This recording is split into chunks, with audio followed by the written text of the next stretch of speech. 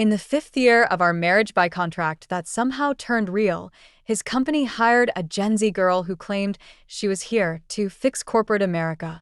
Under the banner of employee perk, she crashed our candlelit dinner and ate and drank on our tab. She also signed Chase up for obstacle. Bosses should sweat for their team, so she could win a smart fridge. At first, Chase loathed Riley, but later I discovered they'd set up a home together outside the office. Riley's little workplace crusade had actually been a campaign for the title of Mrs. Hartfield. When I confronted him, he only lifted an eyebrow.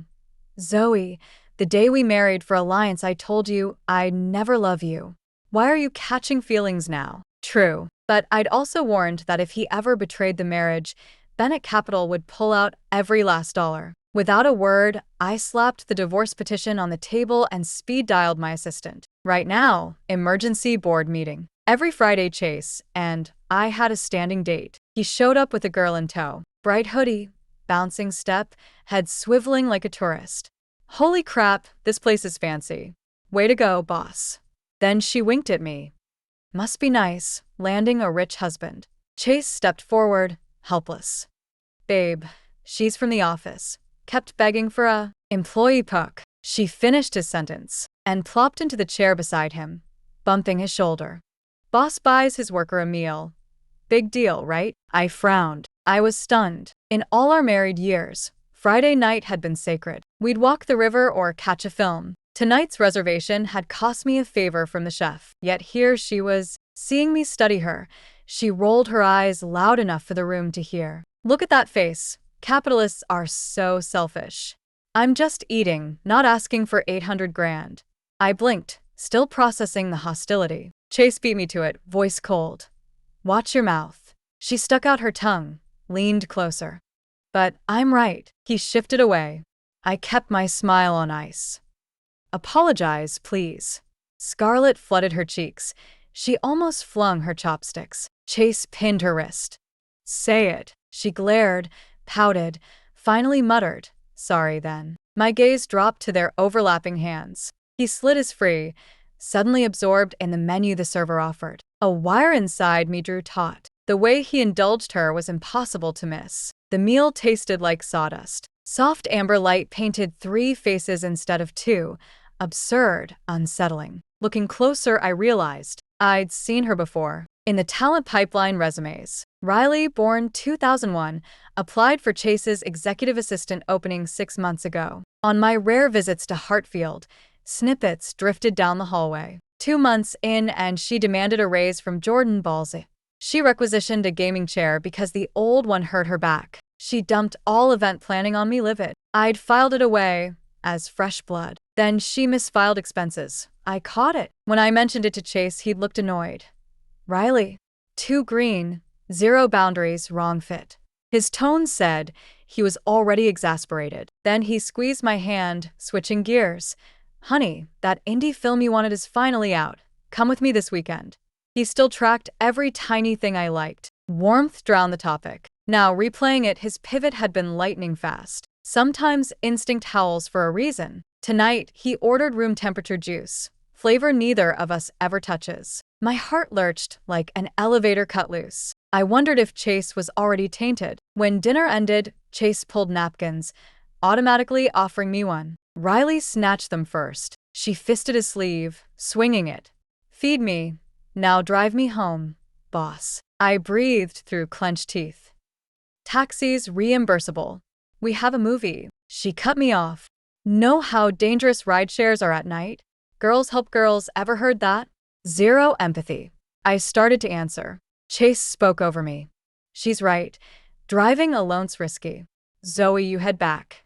I searched his face, lungs forgetting their rhythm. Chase always claimed life, and work lived on separate floors. Said he built the company so we could have more time. So what was this? A boundary drawn between us, bright as hazard tape. Anyone watching would think I was the intruder. I wanted to ask why. Instead, I swallowed the words, the feelings, everything. Simply said, "Fine." I didn't go home. I bought a single ticket and sat in the dark. Years of startup chaos taught me one rule: freeze the panic, focus on the next step. So when the killer leapt on screen, I flinched toward the seat beside me, then remembered it was empty. Chase wasn't there. Frame after frame slid past while I stared unseeing. My phone vibrated.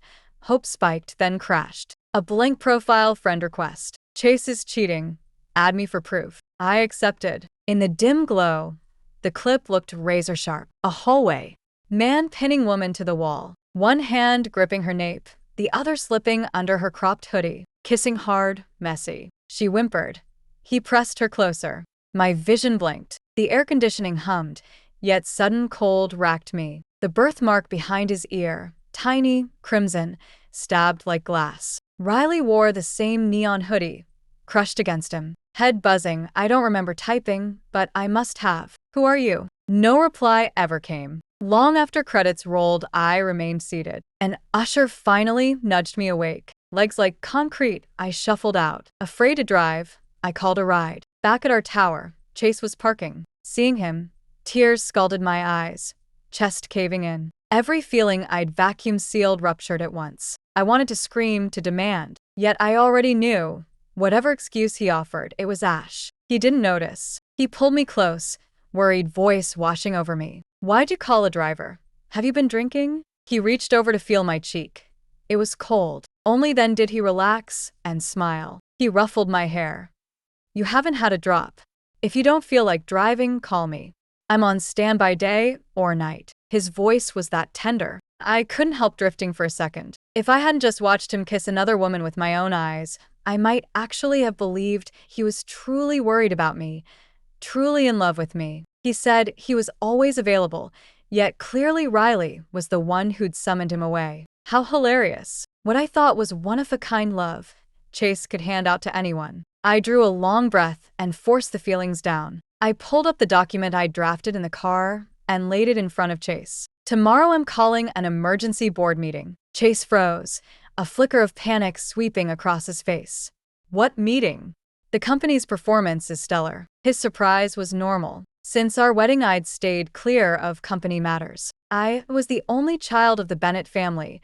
I'd been managing my father's capital chain for years. 5 years ago, I came home under pressure to marry. At the trade conference, the moment I saw Chase, I figured, if I had to settle, no one fit better. He was young, brilliant, one step from an IPO. I cut to the chase and asked if he wanted in. I get a marriage certificate, you get $2 billion from Bennett Equity. He was intrigued.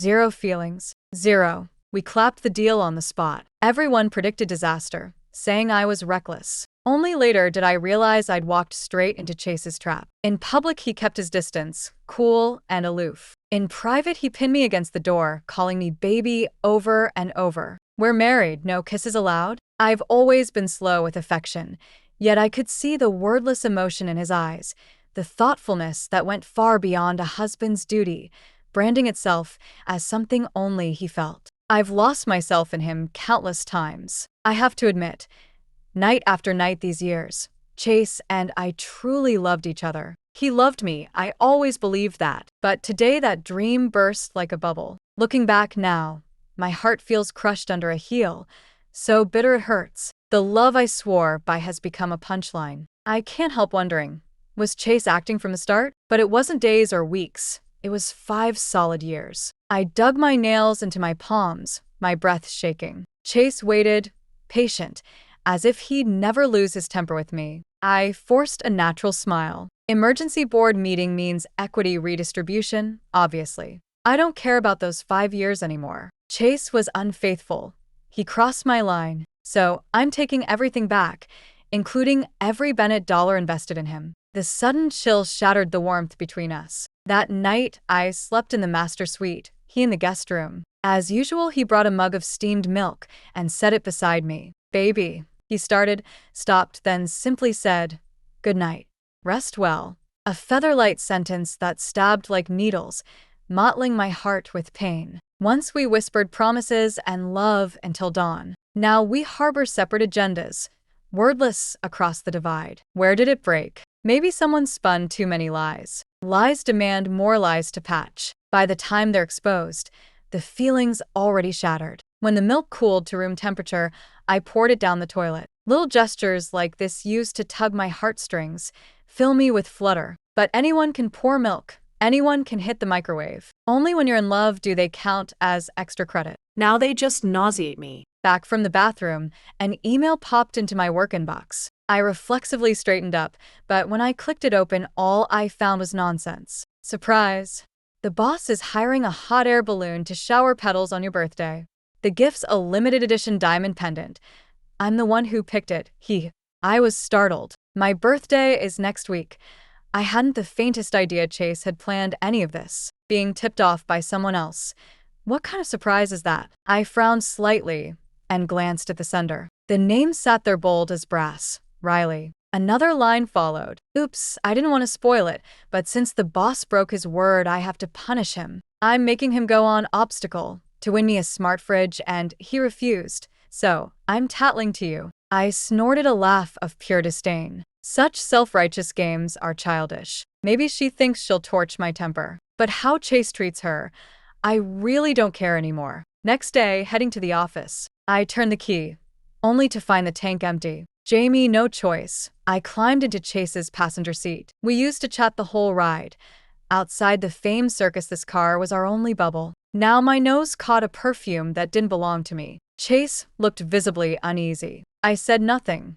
Silence rode with us all the way. Just as I reached for the door, he grabbed my wrist. Baby, you're mad about Riley, aren't you? I tried to shake him off. He only tightened his grip. Riley's a workplace rookie. She doesn't know the ropes. I'll straighten her out. If you're upset, I can fire her in a couple of days. But really, no need. She's just a kid. Not worth your energy. He leaned in, righteous and sticky, sounding like the perfect explanation. Yet, without noticing, he was defending Riley by reflex. I pried his fingers off one by one and smiled. I heard you're hiring a hot air balloon for my birthday, and the necklace is the high jewelry piece I've wanted. The random stab left him rooted. His pupils flickered as his brain raced. When he spoke again, anger cracked his voice. Riley told you. She's out of line. I offered no reply, simply stepped out and shut the door. Every absurd scene in this parade. Don't I hurt? Don't I hate? My heart is dying by degrees. But what's the use of more words? If Riley could tell me, it's only because Chase let her. Their bond is already intimate enough for him to spill every birthday secret, while our dates grow ever slapdash, ever rushed. Love or no love. Crystal clear. Sam holds 70% of Hartfield. 3 other houses split the rest. I came to this meeting to unload every share I own. Total divestiture. The instant the words left my mouth, everyone's faces blanched. Zoe, what do you mean walk away just like that? Are you playing us? Sure, the Bennett fortune is huge, but you can't bully people. Let's be reasonable. The company is soaring. There's zero logic for pulling out now. I looked straight at Chase. Only he stayed seated, composed, emotions unreadable. I clicked my mouse lazily. Sorry, the Bennett family has its reasons. I'm here to inform you. The shares in my hand. If you don't buy, I'll dump them on the open market. From now on, without the rest of the Bennett network, who knows how many rivals will circle. That was when Chase lifted his eyes. Word by word, deadly serious.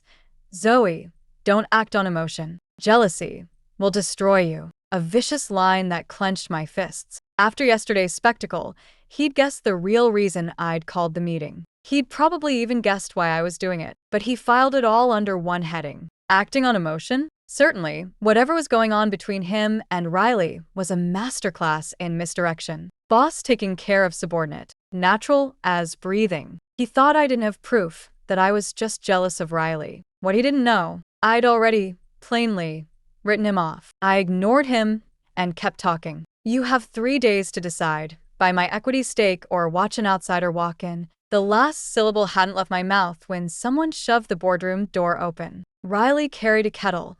Her ankle buckled. Boiling water splashed straight at my face. My pupil shrank.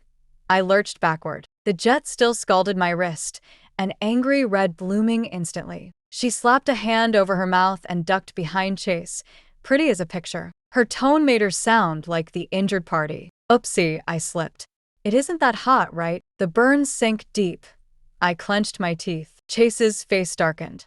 He strode over, cracked a bottle of mineral water, and poured it over the burn. I couldn't hold back a hiss. Does it hurt? He inspected the wound, frantic. Get to a pharmacy now, bring back burn cream. He barked at someone. He wheeled on Riley, brows knitted. What the hell? You can't even pour water? Riley flinched. Tears pooled. She bit her lip and whispered, I just graduated. I've never poured water before. The excuse was so absurd the room turned on her. Young isn't a free pass. Can't pour water? Clumsy as heck. Who hired her? Tell HR. Never again. Offices aren't playgrounds. If you can't hack it, quit. Riley shrank against the wall, lips purple from biting, eyes glistening. She looked at Chase, certain he'd defend her. I tilted my head. Chase was still trickling water over the burn, heartbreak in his eyes. Looked for all the world like he cared, but I knew better. On paper, I'm his legal wife. Business-wise and marriage-wise, he can't show a crack, so he has to stand on my side. She shot me a venomous glare and bolted. When the door clicked shut, I saw Chase's gaze snag, his fingers tightening. Water spilled everywhere, patternless. A bitter taste spread through me. Chase does care about her. Care so much it hurts. While he was still dazed, I pulled my hand free. Jordan, you said weeks ago you'd fire her. When? Chase choked, reflexively hedging. She's new, and you're not badly hurt. Give her another chance. I shut my eyes. Never mind that everyone could see how serious the burn was.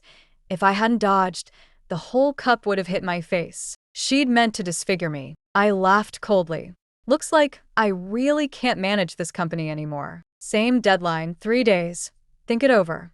Letting a fresh investor in is risky, but who else can conjure $2 billion in cash? I'm betting Chase will have to raid company funds to buy my equity stake. After that, I'll drive him straight into chapter. Chase reached for me, brows knit, voice low with disappointment.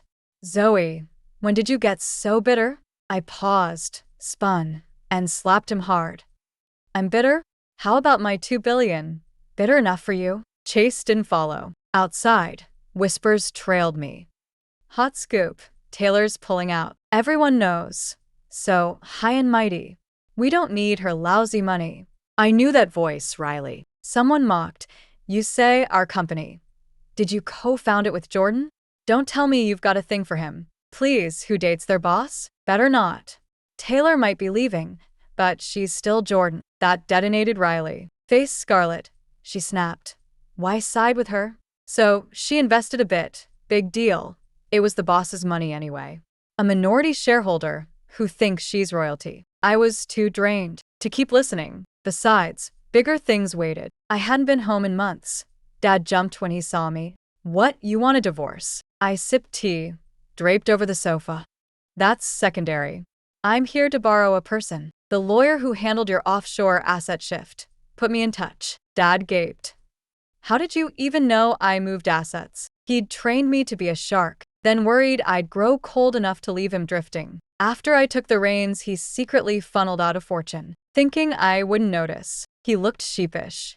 Calling him now. He knew better than to pry. When one person rises, the whole coop flies.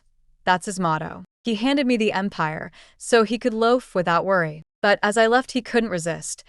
185 cm, finance PhD, 25, light muscle. Want his number? I laughed.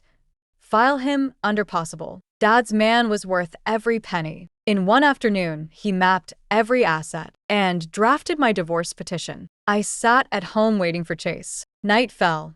He never showed. Instead, a blank avatar pinged me. This is the love nest condo Chase bought her. Tonight, he's driving her home. An address followed. My breath hitched. It was sickeningly familiar. The block next door. I remembered Chase picking up evening walks a few months back. I'd head out at 9. He'd leave at 8. I'd return to find him coming in 2, handing me skewers with that doting smile. Tired? Got your favorite late-night snack. I'd wondered why he always showered first. When we cuddled, he'd claim exhaustion. My stomach lurched. Suddenly, everything clicked. I didn't hesitate. I floored it. Before I reached the building, I spotted the familiar license plate. The car wasn't empty. They didn't notice me. In the hush of night, their sounds were crystal clear. Can't you just divorce her? Shut it. Fine, I won't ask. The car rocked. The girl moaned. Easy, boss. What do you call me? Hubby. Good girl. My mind went white. I swayed under the street lamp. I told myself I was ready. Seeing it live still broke me. My heart felt ready to burst. I gripped a pillar to stay upright. I remembered when a bad call cost me hundreds of millions. I was crushed. Chase drove me to the beach to stare at the moon. His car parked on the sand, the bright disk hanging outside the window. "Look, Zoe, even the moon fades to half." I'd laughed. That's the worst pep talk ever. But we were in love then. Tonight the moon is full, but I'm no longer the one inside his car. Sometimes I'm grateful I'm a rational traitor. I force myself to detach from Chase, again and again. I don't know how long passed. Before the door opened, Chase looked up and saw me leaning against my car, face calm as ice. I held the divorce petition out to him. "Sign it. There's nothing left for you to deny." His face drained of color. All his usual composure vanished. "Zoe, you just listen to me." He tried to hide the woman behind him, but Riley had already heard my voice and couldn't wait to pop out. No shame at being caught, only exhilaration. Now Chase had nothing left to explain. I finally knew whose blank white avatar that had been. Quite the thief, crying thief. To claw her way to a title she'd really stop at nothing. Disgusting beyond words. I gave Riley an unreadable smile. "Morgan, you've actually done me a huge favor." She rolled her eyes in contempt. "Spare me. First you threatened total divestiture. Now you play the jilted wife.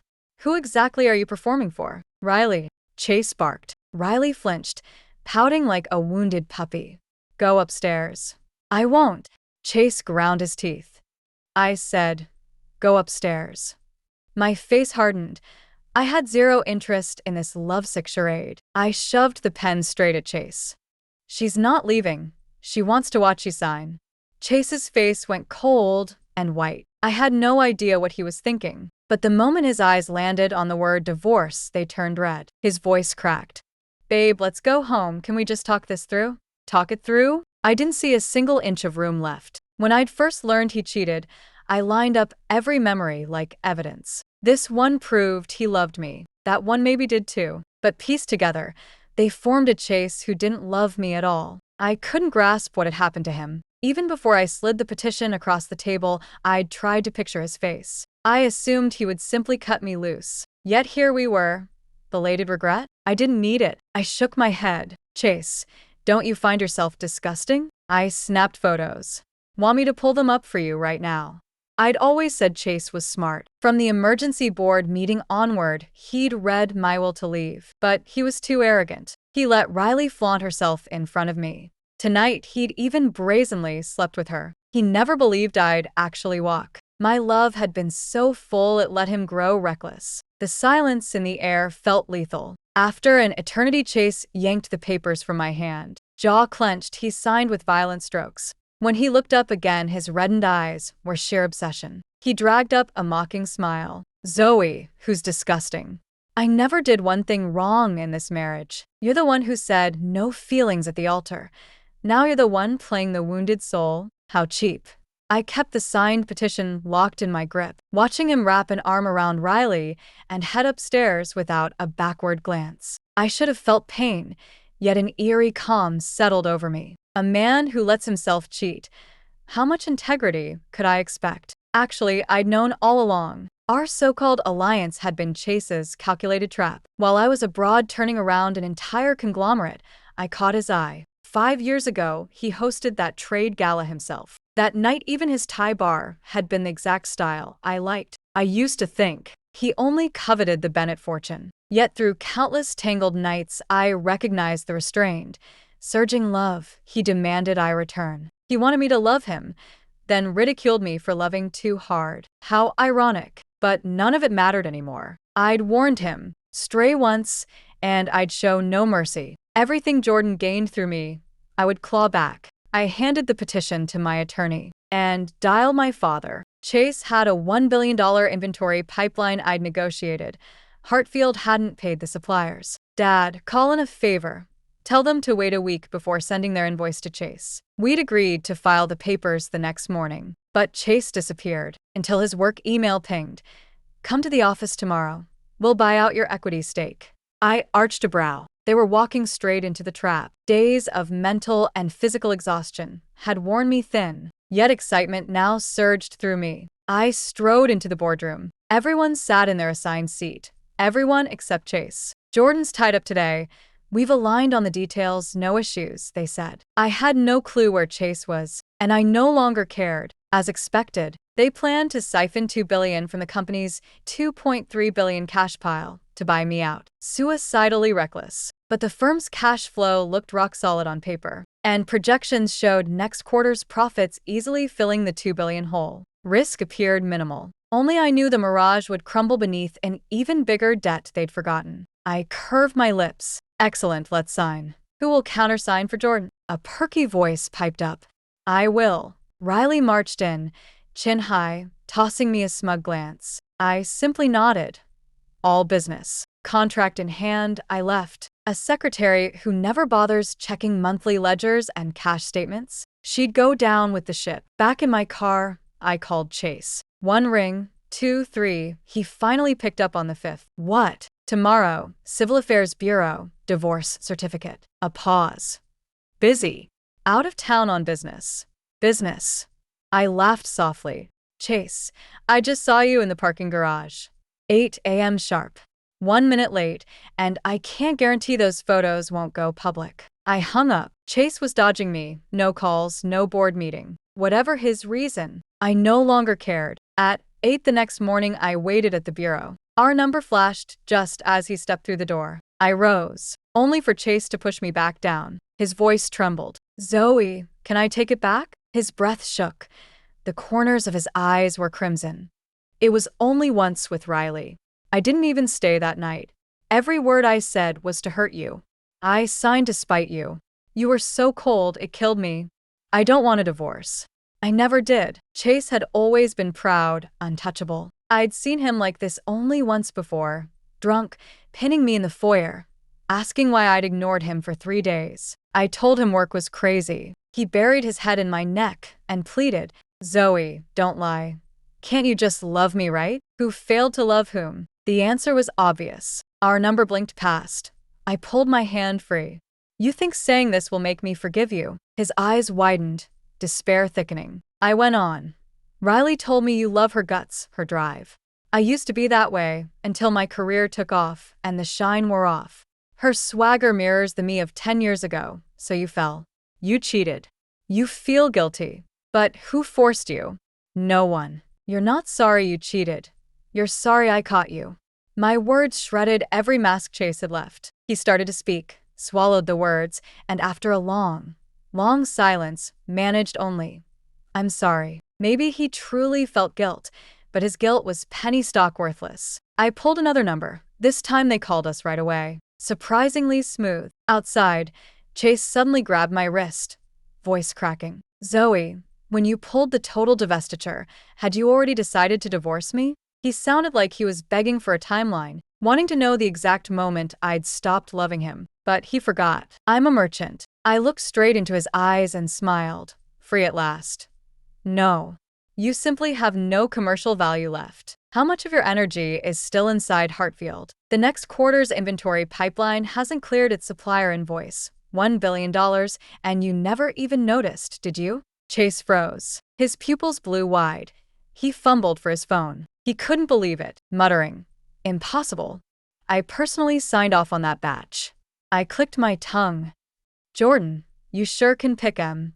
How many messes Riley had made. Probably only Riley knew. While Chase was scrambling through the company's rotten accounts, I tallied every asset. Most of what had been in my name was already gone, shifted offshore. As for Chase's share, bankruptcy looked imminent. All that would be left was 1 condo and 2 cars. His cars felt contaminated.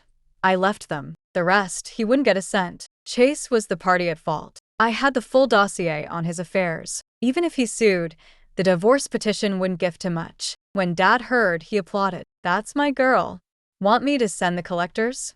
I nodded. A $1 billion supplier invoice isn't something Chase can crowdfund over brunch. Soon Hartfield was a war zone. He started mass layoffs, and plenty of ex-employees ran to the former Mrs. CEO for shelter. That's how I learned The first head to roll was Riley's. Word is she barged into Chase's office wailing, until security escorted her out. Chase slapped her with a cease and desist letter, demanding damages for losses she'd caused. I laughed out loud. His love truly is the cheapest bargain bin accessory. Days later, I saw headlines. Chase was dumping equity stake to raise cash. Back when Hartfield was soaring, plenty of vultures circled, hungry for a way in. Just as I wondered how to scare them off, a polished risk analysis post hit the forums, itemizing the cash hemorrhage Chase was bleeding. Bottom line, terminal. The warning sent almost everyone running. I was still asking myself who'd moved faster than me when I walked into Dad's study and met the finance PhD himself. He smiled slightly. "Taylor, hope I didn't overstep. Just trying to help." I exhaled, half annoyed. But Jason was undeniably the kind of ally you keep. Sharp, connected, and loyal to the numbers. Post-Chase, I needed new networks. I showed up at events with Jason. And, of course, I ran into Chase. First time since the divorce. I'd blacklisted every channel he had. His gaze locked on Jason, fists clenched. I tried to sidestep. He blocked me and hauled me into a lounge. "Zoe, how long has it been? Already replaced me?" I snorted. "You're not dead. Should I hold awake?" He ignored the jab, jealousy and resentment dripping.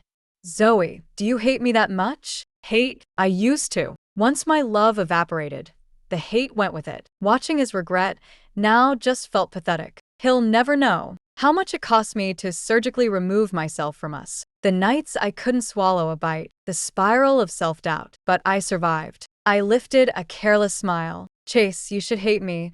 I saw that missing invoice and purposely stayed quiet. A sweet spike of revenge sang in my veins. Yet all he did was clench his jaw, voice trembling. "If this is my punishment, I'll take it." I stilled. Love is bizarre. Impossible to quantify, impossible to falsify. How much of Chase was ever real? I still don't know. No longer care. I stepped back. "Then let me also wish you a speedy bankruptcy." The draft at the door lifted my hem. He started to call after me. I didn't turn around. Maybe because 5 years of misinvested affection still ached. But I knew we were epilogue. A month later, Hartfield flatlined. Chase is drowning in debt. No one will fund his reboot. Dad tells me he's tied up in litigation. Some little girl named Riley. He shakes his head. "Kid's broke. She can't pay even if she loses." But Chase won't drop the suit. Seems determined to bury Riley. I don't bother deciphering him. Dad asks, "How's that Jason fellow?" I'd almost forgotten him. I laugh. "Dad, he's not into me. He's into connections. Too proud, too perceptive, to drown in sentiment." Then it hits me. Chase and I were the same breed. At our most in love, we thought destiny owed us a fairy tale. I once trusted his heart completely. Hearts change fast. Life stays busy. I quit tracking either of them. Until one night at a bar with friends, a server approaches, and the silhouette jogs my memory. Riley. She lifts her face, meets my eyes, then drops them. I catch her muttered, "Shit, what lousy luck." My friend perks up. "Riley?" The ex's side piece. I tilt my chin. Friend clears her throat. "You know how to pour tea?" "No." "Then let's speak to your manager. Firing you is pocket change for me." Riley grinds her teeth, brings the pot, Pours. First brew hits the cup. Friend splashes it straight into Riley's face. She shrieks, neck blooming scarlet. Nearby tables squeal like kettles. Riley snarls, ready to claw. "I'll call the cops." Across from me, friend sighs. "Dear, you should have dodged. First infusion is undrinkable. Water's not too hot, right?" I almost burst. Riley's face looks like she swallowed 10 blowflies. Fists clench, unclench, then she scurries off, soaked. Later, when I pitch projects, people ask where the man beside me went. I raise my glass. Name one, freelancers are cheap. Zoe need a man standing next to her. Thanks for listening. On a scale of 1 to 10, how would you rate this story? If you liked the video, like and share. We're waiting for your comments. Subscribe for more. See you next time.